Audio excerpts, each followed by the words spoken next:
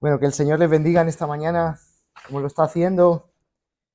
Y bueno, Dios tiene bien que cada domingo estemos perseverando como iglesia. El fruto de su obra en nosotros nos está ayudando como pueblo, como cada hijo, como hijos suyos, nos está ayudando a perseverar. Y esto es hermoso, ver la obra de Dios en cada uno de nosotros y en el conjunto del cuerpo de Cristo. Ver cómo Él nos está haciendo crecer en el conocimiento de nuestro buen Salvador. Amén. Vamos a continuar. Para aquellos que no vinieron la semana pasada, estuvimos dando una introducción. Vamos a compartir dentro de 2 semanas la carta de Filipenses y estamos dando la historia de la iniciación de la obra en Filipo. Y estuvimos hablando de cómo el Señor conducía al equipo misionero de Pablo providencialmente y cómo la conversión de Lidia fue una de las la primera conversión de una persona en Filipo. Y bueno, el campo misionero está abierto, la cosecha se está recogiendo, nuestro buen Dios ha abierto camino para la extensión del Evangelio, para el equipo misionero, ha abierto corazones para la conversión y los convertidos han abierto sus hogares en respuesta a este Evangelio. Recordamos que el hogar de Lidia ha sido un hogar donde Pablo y su equipo misionero han podido descansar, reposar y poder preparar cómo continuar en la misión del Evangelio en Filipo. Es hermoso ver, ¿no?, cómo el Evangelio viene cambiando corazones que solamente pueden ser cambiados por el poder de Dios. Y estuvimos hablando cómo Dios abría el corazón de Lidia en esa respuesta al llamado del Evangelio. Vimos cómo el Señor obraba en el corazón de Lidia. Hoy vamos a hablar sobre un caso que realmente es hermoso ver cómo el Señor liberta a las personas de ataduras y perdona pecados, pero cuando vemos que el trasfondo espiritual de esa persona es mucho más allá de lo que naturalmente podemos ver, como es una obra diabólica dentro del corazón de alguna persona, es apasionante ver el poder de Dios libertando a esas personas que están cautivas. Y esta historia de esta muchacha joven es una historia que realmente marca un antes y un después en la misión en Filipo. Realmente va a haber un revuelo. ¿Por qué? Porque está en una ciudad pagana que no considera realmente a los hombres como imagen y semejanza de Dios. Es una ciudad donde la cultura realmente para nada es cristiana, es más bien apegada al paganismo, a la idolatría. Y vamos a ver cómo el Evangelio se introduce en medio de todas esas circunstancias, trayendo y estableciendo una iglesia que va a dar su fruto, porque realmente la gente que está siendo salvada, el Señor está obrando en sus vidas. Vamos a orar primeramente antes de leer las Escrituras, que el Señor prepare nuestros corazones para ser expuestos a ella. Padre, te damos gracias. Acercarnos a ti para nosotros es el bien mayor de toda esta vida, porque esperar en tu gracia es el mayor consuelo que tu pueblo pueda tener. Gracias por ser parte de este propósito redentor que desde la eternidad comenzó en ti, Señor. Gracias por darnos esta oportunidad de ser parte de ese plan redentor que hay en Cristo. Queremos, Señor, pedirte que en esta mañana, a la hora de abrir tu palabra, leerla, podamos explicarla y comprenderla de manera sencilla, que nuestra mente y nuestro corazón sean transformados por ella. Ayúdanos como iglesia a crecer en todos los asuntos que conciernen al avance de tu reino, Señor, aquí en esta ciudad, y que podamos, Señor, ser y edificar una iglesia sana, donde cada miembro, Señor, en el cuerpo de Cristo, crezca saludablemente, y la extensión de tu evangelio en esta ciudad cada vez llegue a más, Señor. Queremos, Señor, que tu evangelio recorra toda esta ciudad, Señor, y toda esta nación. Pedimos, Señor, que prepares a tu pueblo para que seamos una iglesia centrada en tu evangelio, Señor. Oramos por nuestros corazones, que perdones nuestros pecados y nos ayudes a comprender tu palabra. Gracias por todo. En el nombre de Jesús. Disculpen la voz, estoy un poquito afónico y bueno, es de los días que llevamos de aire y de frío. Bueno, vamos allá a la palabra del Señor. Capítulo 16 de Hechos, versículo 16 al versículo 24. Una historia un poco peculiar. Dice, y sucedió que mientras íbamos al lugar de oración, nos salió al encuentro una muchacha esclava que tenía un espíritu de adivinación, la cual daba grandes ganancias a sus amos, adivinando. Dice, esta, siguiendo a Pablo y a otro y a nosotros, gritaba diciendo, estos hombres son siervos del Dios Altísimo, que nos proclaman el camino de salvación. Y esto lo hacía por muchos días, mas desagradando esto a Pablo, se volvió y dijo al espíritu, te ordeno en el nombre de Jesucristo que salgas de ella, y salió en aquel mismo momento. Pero cuando sus amos vieron que se les había ido la esperanza de su ganancia, prendieron a Pablo y a Silas y los arrastraron hasta la plaza ante las autoridades, y después de haberlos presentado a los magistrados superiores dijeron, estos hombres, siendo judíos, alborotan nuestra ciudad y proclaman costumbres que no nos es lícito aceptar ni observar, puesto que somos romanos. La multitud se levantó en contra de ellos, y los magistrados superiores, rasgándoles sus ropas, ordenaron que los azotaran con varas, y después de darles muchos azotes, los echaron en la cárcel, ordenando al carcelero que los guardara con seguridad, el cual, habiendo recibido esa orden, los echó en el calabozo interior y les aseguró los pies en el cepo. Es impresionante toda esta historia. Y pienso que toda iglesia, usted lee la historia del libro de los Hechos y ve que todo el inicio de todas las obras que se levantaron por medio de los apóstoles tienen un inicio y tienen sus complicaciones, tienen sus momentos buenos, sus momentos difíciles, pero podemos ver cómo el Señor lleva a cabo sus propósitos redentores en toda la faz de la tierra. Vemos que el Señor es el que se encarga de abrir camino, como se lo abrió al camino a Pablo y a los misioneros que iban con él, abrió los corazones en la conversión de Lidia y de su casa, y también vimos que los convertidos abrieron su hogar para recibir la misión. Veo la obra del Señor y su providencia guiando todo este plan tan hermoso como es el de edificar su iglesia.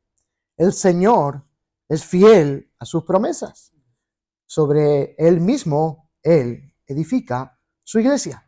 A pesar de las adversidades, a pesar de los sufrimientos, a pesar de todo lo que pueda suceder, Dios está llevando a cabo su plan redentor por medio de su iglesia. Y es hermoso poder pensar en esto, porque vemos la providencia de Dios trabajando en este asunto concretamente. Dios está tan involucrado en su obra, hermanos, que en ningún momento de nuestra historia como iglesia, de la historia de la iglesia, Él ha abandonado a su pueblo. Cuando ha tenido que defenderla, la ha defendido. Cuando ha tenido que dispersarla por todo el mundo, la ha dispersado. Cuando ha tenido que establecer iglesias en diferentes ciudades, lo ha hecho. Cuando ha tenido que salvar, lo ha realizado. ¿Por qué? Porque Dios, esta es la obra de Dios para con su iglesia. Por lo tanto, su pueblo debemos de estar confiados de que Él mismo es el que está edificando a su pueblo. En esta ciudad vemos en este texto muchas complicaciones en torno al ministerio de Pablo, pero todo providencialmente está siendo orquestado por nuestro buen Dios.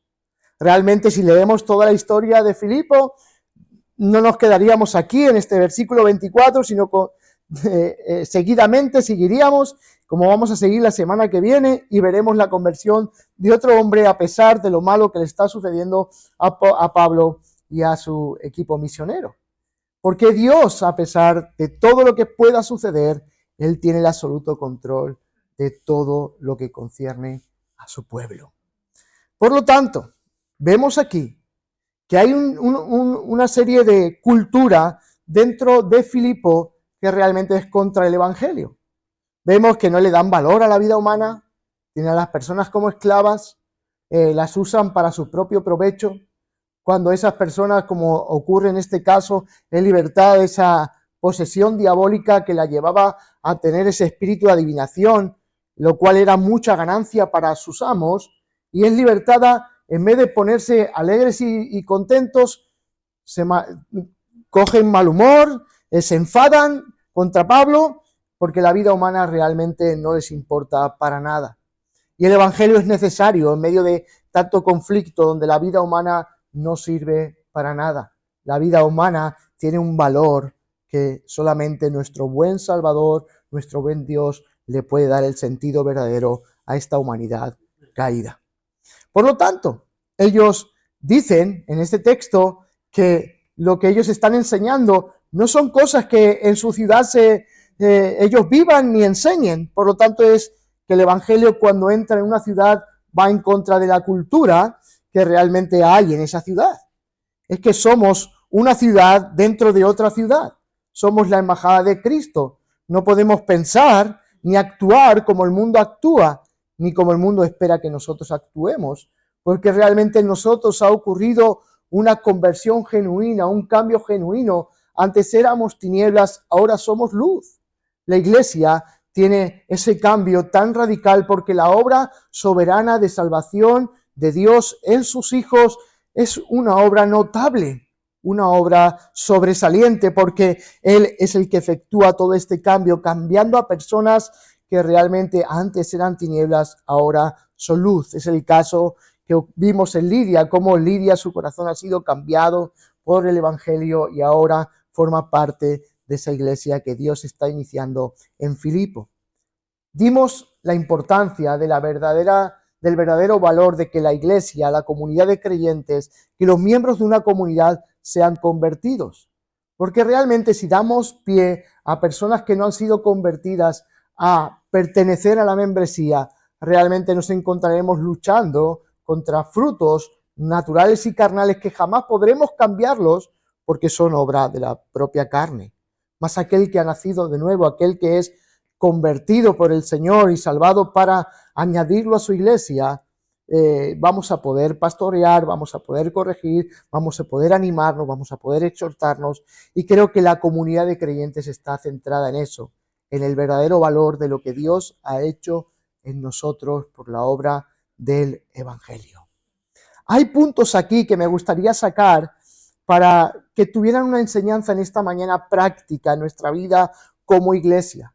Es el inicio de una obra donde vemos que podemos sacar principios que nos ayuden a cómo elaborar nuestra propia iglesia, la iglesia que el Señor nos está manteniendo hoy, ¿no?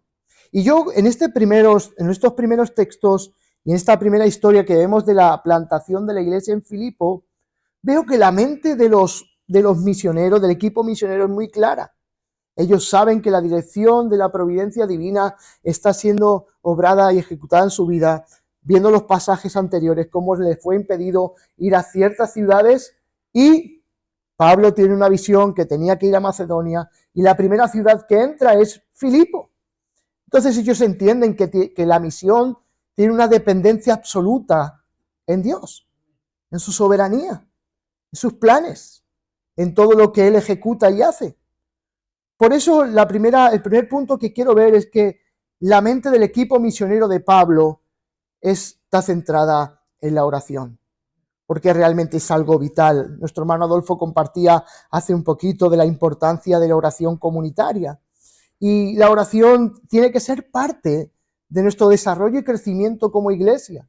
Cada uno de nosotros debemos de salir para orar conforme a los propósitos eternos de Dios, salir un poquito de nuestra vida y pensar conforme las Escrituras nos demandan que oremos. Y yo veo que la mente del equipo de Pablo, del equipo de misionero de Pablo, tiene una centralidad clara en las cosas que deben de orar, porque la iglesia primitiva siempre supo lo que orar en cada momento determinado. Y la Escritura nos está enseñando cómo debemos de orar en todo momento. Si usted ve el versículo 13 de este capítulo 16, ¿qué dice? Dice, y en el día de reposo salimos fuera de la puerta a la orilla de un río donde pensábamos que habría un lugar de oración. Ellos buscan la oración, ellos buscan un lugar donde puedan orar. Versículo 16, miren lo que dice también. Y sucedió que mientras íbamos, ¿a qué? Al lugar de oración. Mire el versículo 18. Dice, y esto lo hacía por muchos días. Parece ser que no solamente era un día a la semana o un día al mes lo que ellos tomaban, sino que era constantemente, bajaban al tiempo de la oración. Y el versículo 25 vuelve a decir, como a medianoche Pablo y Silas, ya presos, ¿qué dice? Oraban y cantaban.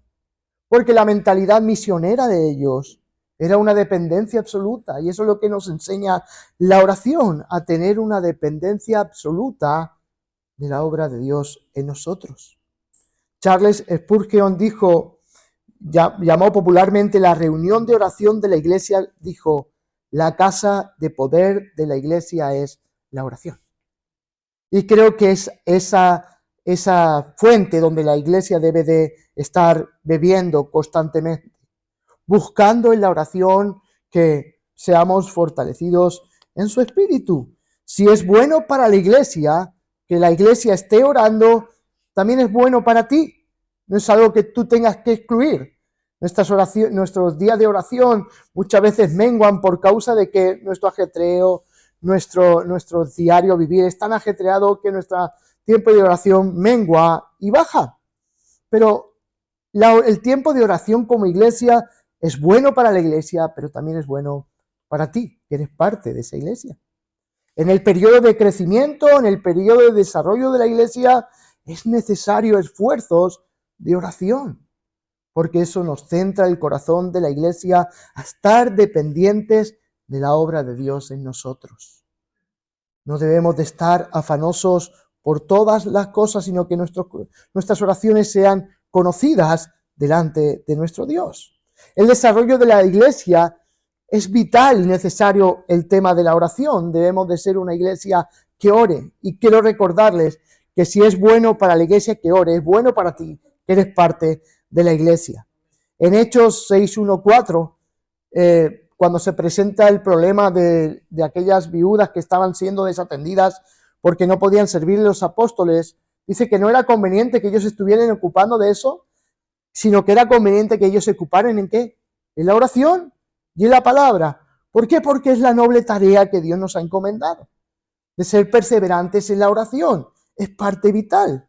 Los apóstoles se dedicaban a la oración, la iglesia apostólica oraba. Para la elección de diáconos, la iglesia tuvo que orar para elegir hombres que estuviesen preparados y llamados para la diaconía. Realmente la oración y la iglesia es parte vital de su vida, de su ADN. En Hechos 4:31 nos enseña que también cuando la iglesia tiene que pedir valor y valentía para evangelizar, ¿qué tiene que hacer? Orar para que el evangelismo sea efectivo, para que puedan proclamar la palabra de Dios con valentía, con veracidad. También vemos que oraban por las necesidades que surgían. Pedro y Juan están presos y están encarcelados, y la iglesia, ¿qué hace? Ora para su liberación, porque realmente la iglesia tiene que ser dependiente de Dios constantemente. Por lo tanto, este equipo misionero de Pablo está trabajando en este asunto, en la plantación de la iglesia de Filipo. Y este es el desarrollo de la iglesia. Si tu visión de la iglesia no incluye un compromiso de oración, entonces necesitamos una seria corrección. Porque realmente todos nosotros como iglesia necesitamos orar, porque estamos en los planes y propósitos eternos de nuestro buen Dios, y debemos de estar conscientes de que debemos de hacer práctica de la oración, considerándola como un medio de gracia que Dios nos da para el avance de su evangelio en esta ciudad.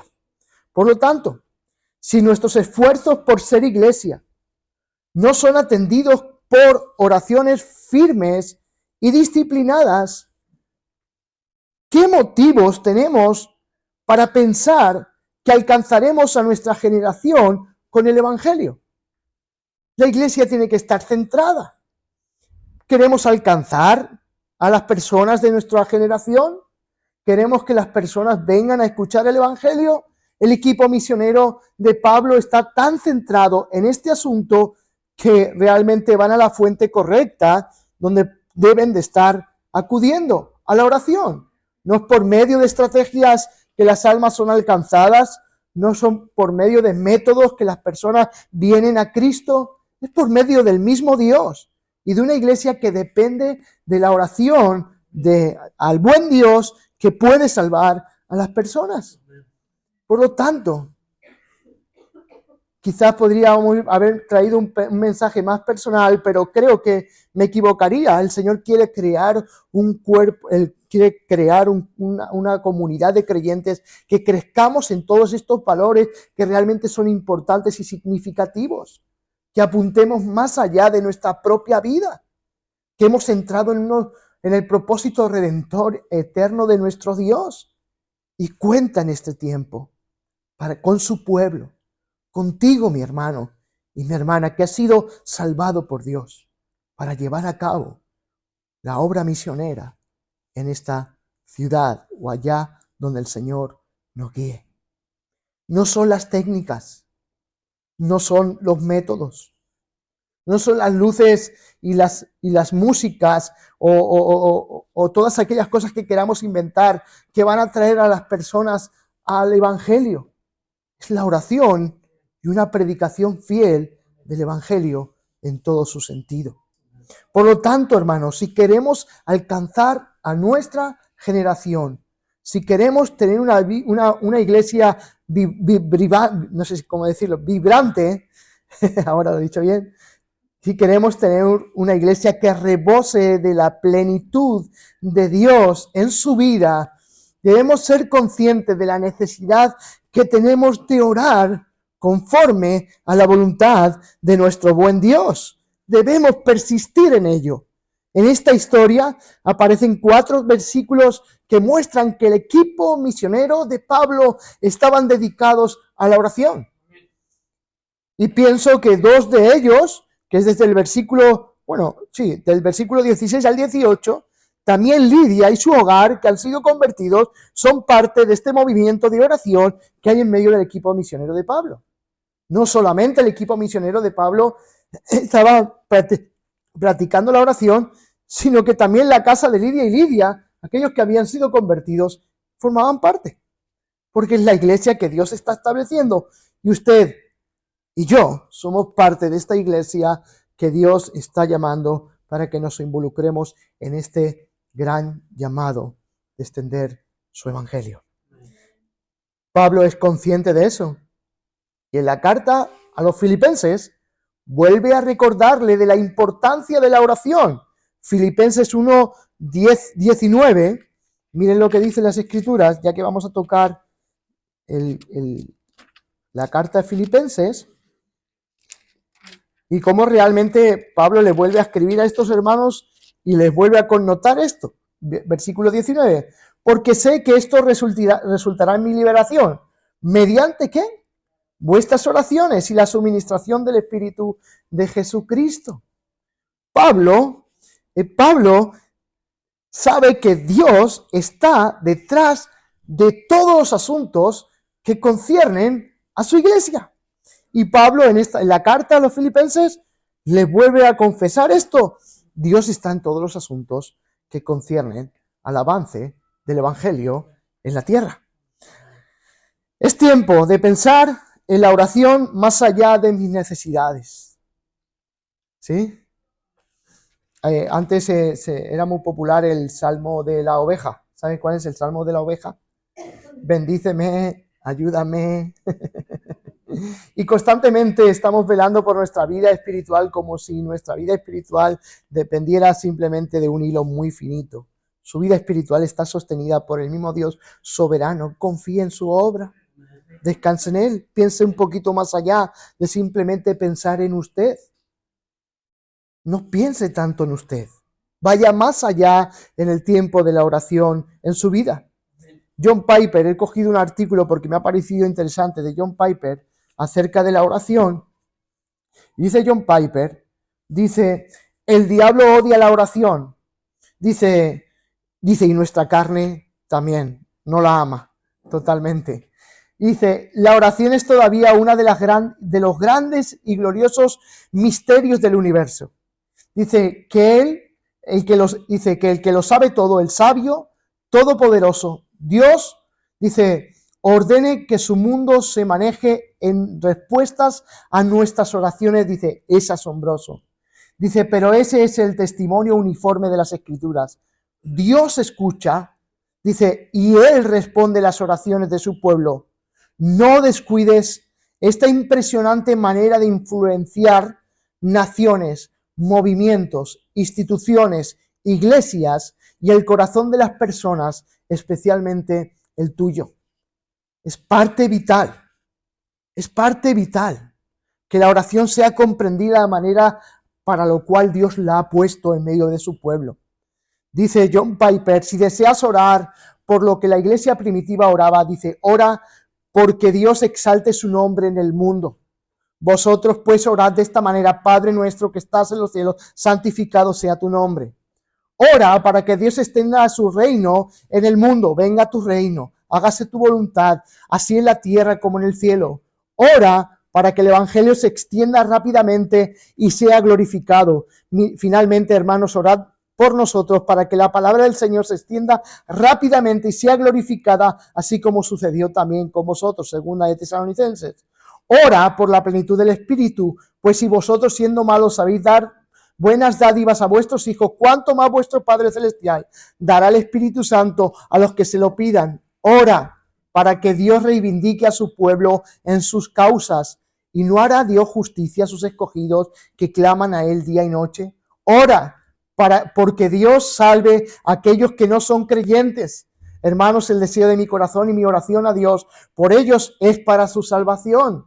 Ora para que Dios dirija el uso de la espada del Espíritu. Tomad la espada del Espíritu, que es la palabra de Dios, y ora en todo momento al Espíritu con toda perseverancia y súplica. Ora por valor del proclamar el Evangelio, orando en todo momento en el nombre de Jesús, del Espíritu, y orad por mí, para que me sea dada palabra al abrir mi boca, a fin de dar a conocer sin temor el misterio del Evangelio. Ora, porque el avance de la obra de Dios está en dependencia a Dios mismo. Debemos de orar. Hermanos, debemos de orar. Y en este relato vemos que la oración le sirvió a Pablo para tener discernimiento acerca de lo que estaba aconteciendo en su entorno. Porque la oración nos ayuda, nos da seguridad en las convicciones de aquello que Dios quiere hacer en medio de nosotros. Y ante la oposición del enemigo, nosotros mismos no podemos resistir la maldad y los esfuerzos del enemigo para detenernos. Necesitamos la oración. En este texto vemos cómo la muchacha con un espíritu de adivinación, un espíritu de pitón, donde ahora viene pitonisa, esclava, daba grandes ganancias en este contexto. El enemigo la utilizaba para esto, y esto era un don diabólico que se le había dado a esta muchacha. Y daros cuenta que no dice ninguna falsedad en cuanto a lo que Pablo y su equipo misionero son. Dice, y sucedió que mientras íbamos al lugar de oración, nos salió al encuentro una muchacha esclava que tenía espíritu de adivinación, la cual daba grandes ganancias a sus amos, adivinando. Esta, siguiendo a Pablo y a nosotros, gritaba diciendo, estos hombres son siervos del Dios Altísimo. O sea, no estaba diciendo ninguna mentira. Realmente podía ser una aliada que se uniera al equipo de Pablo. Pero Pablo no quiere que aliados que pertenecen a las tinieblas acompañen a su equipo misionero, porque Dios no necesita ninguna promoción diabólica para extender su reino y su evangelio. ¿Se imaginan? Un equipo misionero sin tener oración, sin tener discernimiento de lo que estaba sucediendo. Pero Pablo dependía absolutamente del discernimiento dado por Dios. Y eso era porque tenía una dependencia absoluta en Dios. Dice, estos hombres son siervos del Dios Altísimo. O sea, conocía a Dios. Dice, que nos proclaman el camino de salvación. Totalmente de acuerdo. confesaban realmente lo que ese equipo misionero de Pablo era. Era esto, era el siervo del Altísimo. ¿Proclamaban el camino de salvación? Pues claro que lo proclamaban. No decía ninguna mentira. Sí, pero un mal testimonio para la verdad del Evangelio que una pitonisa se aliara al equipo misionero. No era algo que fuese bueno y razonable. Todos aquellos que pertenecen a la misión son el pueblo de Dios, salvados por Dios, en los asuntos de Dios, involucrados para el avance del reino de Dios. No cualquiera puede ser parte de este avance del Evangelio de Dios. Así que en la anterior enseñanza vimos la importancia de que los miembros de la congregación fuesen convertidos, pero también es importante y vital que aquellos que pertenecen a la extensión de la misión de Dios también sean creyentes. Y en este asunto entramos usted y yo, alguien que tenga un credo como lo tenía esta mujer acerca del equipo misionero y lo que hacían. No necesariamente era una obra de Dios, era una obra diabólica que quería poner oposición dentro de Filipo. Porque si Pablo llega a, que no iba a llegar, pero demos la suposición de que hubiese llegado a aceptar y el reconocimiento de aquella mujer, el testimonio del Evangelio lo unirían al testimonio diabólico que aquella mujer ejercía. Y ninguna relación hay entre las tinieblas y la luz. El Evangelio tiene que ser proclamado desde la luz y nunca desde la oscuridad. Amén. Así que Pablo desestima en el versículo 18, desestima esta proclamación. No quiero esta proclamación, dice Pablo, ¿no? Dice, y esto lo hacía por muchos días, imagínate, estando constantemente esta mujer diciéndole a Pablo todo esto y a su equipo, diciendo, siervos del Altísimo, los que proclaman la salvación. Imagínate que dice el texto del versículo 18 que le hacía muchas veces.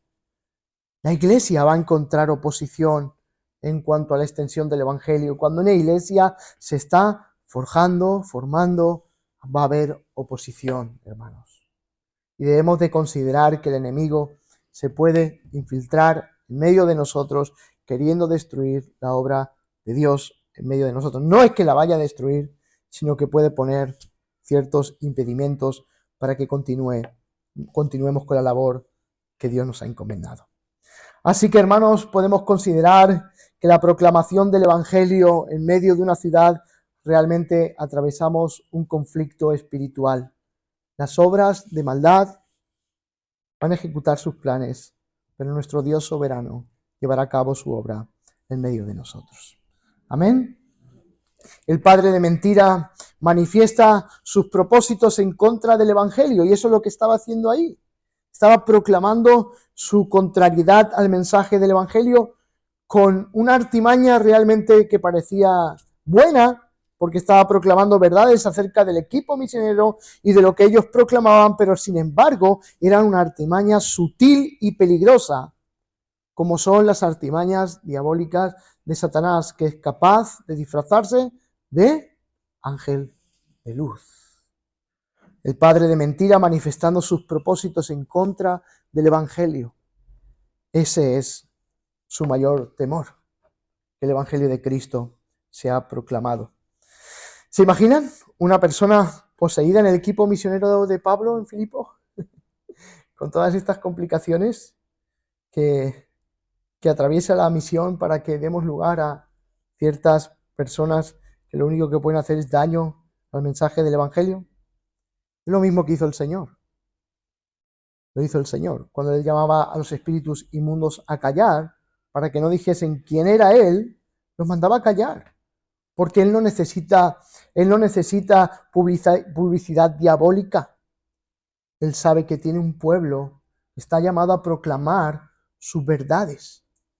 Y eso somos nosotros, su pueblo. Pablo no necesitaba de otra persona más en el equipo misionero. Ya él tenía su equipo misionero. Por eso Pablo le dice, se volvió y dijo al Espíritu, te ordeno en el nombre de Jesucristo que salgas de ella. Y salió en aquel mismo momento. Hermanos, es nuestra lucha. Estamos luchando. Segunda de Corintios, Pablo dice a los corintios, dice, no ignoremos, porque no ignoramos las maquinaciones del enemigo. Porque realmente vamos a tener contrariedades en este aspecto. Pero debemos de ser capaces de saber discernir todo y llevarlo y encauzarlo al Evangelio, como Pablo está haciendo. Todo trayéndolo al Evangelio, en el nombre de Jesucristo, trayendo orden y libertad a esas personas que viven cautivas en las tinieblas, hermanos. Es el conflicto que atraviesa. ¿Se imaginan que Pablo no hubiese dependido de la oración? Hoy nuestra vida de oración es muy tibia, muy superficial. Y como iglesia debemos de crecer en este asunto. Debemos de orar, porque Dios quiere que su iglesia ore con los motivos correctos. Otra oposición que se va a encontrar Pablo en Filipo es la contracultura, porque el Evangelio es contracultura. Si nos damos cuenta, la cultura de estos tiempos, del versículo 19 al 24, realmente es una cultura que va en contracultura del Evangelio. Dice, pero cuando sus amos vieron que se les había ido la esperanza de su ganancia, fíjense la observancia de cómo ellos miran a las personas, esperando sacar beneficio de ello, beneficio material, de ganancias deshonestas, ganancias que realmente vienen de las mismas tinieblas. No le importa el valor de las personas. Sin embargo, en esta ocasión que Pablo trae libertad a esa mujer, es que el Evangelio dignifica más que nada en este mundo la vida de las personas, porque es lo único que pueden transformar y cambiar a las personas que viven en tinieblas a la luz. Todo lo que hoy el mundo está luchando es contra la cultura del Evangelio. Y la iglesia debe de entender que la labor de la iglesia no es ser juez de la cultura y estar condenando cada acto que la cultura nuestra está haciendo, sino vivir en una cultura centrada en los valores que realmente el Evangelio nos transmite. Somos colaboradores de Cristo, y en lo que me refiero a esto es que debemos de mostrar una cultura que realmente la prioridad de amar a Dios por encima de todas las cosas está por encima de todo, y que el amor al prójimo se expresa llevándole el Evangelio que Cristo nos ha transmitido a nosotros. Los valores de los cristianos, nuestros valores como cristianos son contracultura. Y la cultura en Filipo, como veían a los seres humanos, lo veían como fuente de ganancia. Nosotros no. Tenemos que aprender a ver a las personas no como una fuente de ganancia, sino como con ojos de compasión. Necesitan ser salvados de la condición en la cual se encuentran. Cada persona que pueda entrar a la iglesia, con cada individuo que nos encontramos diariamente, con las personas que nosotros trabajamos, van a ir en contra de lo que nosotros pensamos y creemos. No le hagamos resistencia a eso en el aspecto de que no vayamos en contra de ellos, sino que le mostremos el bien mayor que hay en el Evangelio para que puedan escuchar el mayor bien que sus almas puedan escuchar. Es el mensaje del Evangelio. Eso es lo que nuestra cultura hace, degradar al hombre que ha sido creado a la imagen y semejanza de Dios. Una iglesia que quiere avanzar debe de aprender a ver a la gente como Cristo la ve. Amén. Hoy todo lo que nos concierne a la vida está en contra de Dios. La cultura que hoy atraviesa este mundo es contracultura del Evangelio. Pero nosotros debemos de entender que una iglesia que quiere que la iglesia avance en medio de tiempos turbulentos, el Evangelio tiene que ser el centro de nuestra vida. La doctrina del Evangelio crea un alboroto en esta ciudad. Porque sigue diciendo el texto, el versículo 20, el versículo 19 dice, pero cuando sus amos vieron que se les había ido la esperanza de su ganancia, prendieron a Pablo y a Silas. Daos cuenta que solamente sus amos, pero es que toda la ciudad se volcaron en contra de esto. Dice, y lo arrastraron hasta la plaza ante las autoridades, y después de haberlos presentado a los magistrados superiores, dijeron, estos hombres, siendo judíos, alborotan nuestra ciudad y proclaman costumbres que no nos es lícito aceptar ni observar, puesto que somos romanos. Y sigue diciendo, la multitud se levantó a una contra ellos, o sea que todos pensaban igual acerca de las personas esclavas, personas que nos pueden servir para nuestros servicios más útiles, que son abusos que se cometían en este contexto. Y nosotros, hermanos, cuando una iglesia es relevante en medio de una contracultura, es aquella que realmente piensa en el ser humano a la manera como Dios piensa que es. El ser humano está muerto en sus delitos y en sus pecados, y el único que puede salvarlos es el Evangelio de nuestro Señor Jesucristo. La dignidad del ser humano ha sido reducida al pecado, y el valor de una comunidad centrada es vista de esta forma. El valor que los seres humanos tienen es el valor que Dios mismo les ha dado. Así que, hermanos, este texto que estamos hablando es el inicio de la iglesia de Filipo.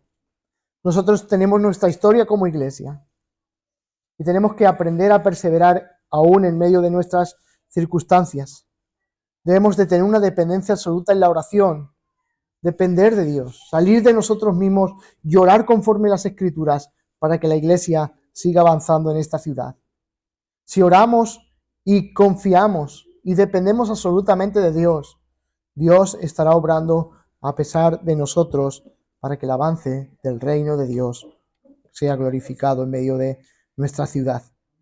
O encontraremos oposición, encontraremos a gente que se oponga por su cultura a nuestra propia cultura que está centrada en el Evangelio, pero nosotros debemos de confiar en las promesas de Dios. Mateo 16. Cristo se comprometió con su iglesia a edificarla sobre sí mismo. Y en mismo Mateo 16 dijo que el Hades no prevalecerá contra ella. Y en Mateo 28 dice, yo estoy con vosotros hasta el fin del mundo. Consideremos, hermanos, que ser parte de la iglesia del Señor va mucho más allá que simplemente un domingo, sentarse, escuchar e irnos a casa. Estamos dentro de un proyecto, un propósito eterno del buen Dios y Redentor Jesucristo. Amén.